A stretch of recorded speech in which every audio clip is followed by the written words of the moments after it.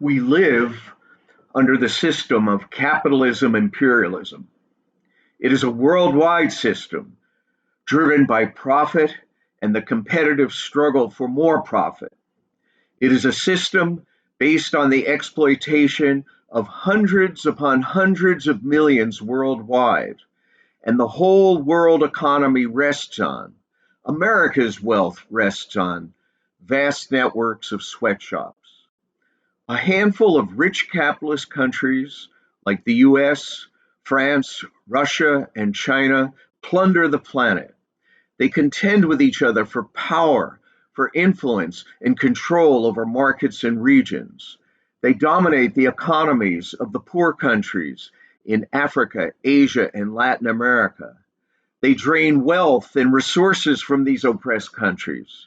They make loans that tighten their grip over them. Under this system of capitalism imperialism, advanced technology and scientific and medical resources are concentrated in the rich capitalist imperialist countries. This is what Bob Avakian has called the lopsidedness of the world. All of this distorts the economic and social development of the oppressed countries and leads to tremendous human suffering. And the US is at the top of the feeding chain. The accounts that follow illustrate different ways in which the COVID-19 pandemic is being experienced in oppressed countries like Mexico and Bangladesh. Exhibit number 1. U.S. Ambassador to Mexico issues threat to the Mexican government. Keep the factories producing for U.S. corporations running, or we might take these jobs elsewhere. Close to the U.S. border in Mexico, U.S.-owned and subcontracted factories employ hundreds of thousands of Mexican workers. They produce computer, airplane, and car parts, televisions, and other electrical appliances, overwhelmingly for the U.S. market. Wages of workers average one-ninth the manufacturing wages in the U.S., and labor and environmental protections are minimal. With outbreaks of the coronavirus erupting in these and other factories, with workers falling ill and dying on the job, and with testing for the virus scarce, the Mexican Health Ministry ordered plant closings. But the U.S. ambassador insisted that these plants remain open. Why? It was not because these factories are producing goods or carrying out services essential to the welfare of the Mexican people. Most of the output is exported. But that output has been deemed by the U.S. government as essential to the United States. Come again?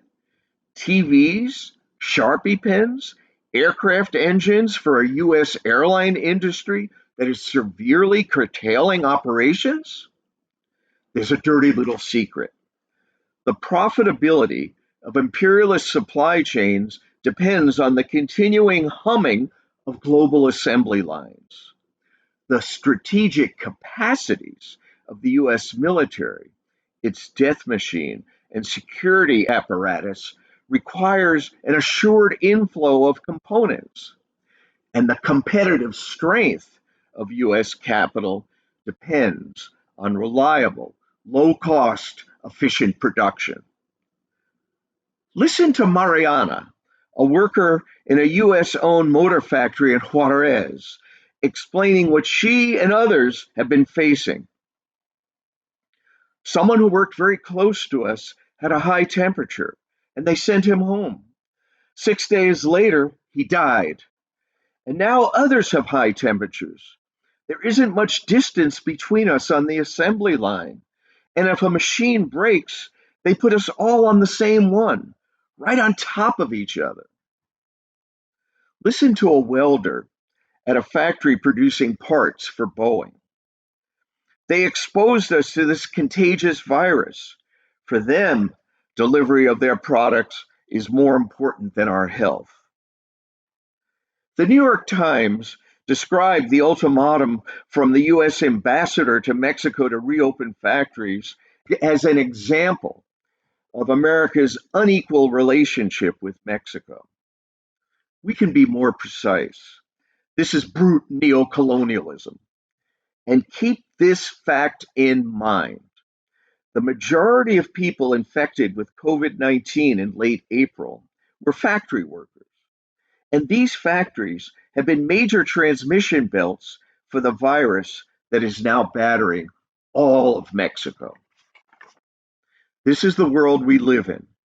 These horrors and inequalities are built in to the very nature and functioning of the system of capitalism, imperialism we live under. With the COVID-19 pandemic, this suffering has intensified and will intensify further.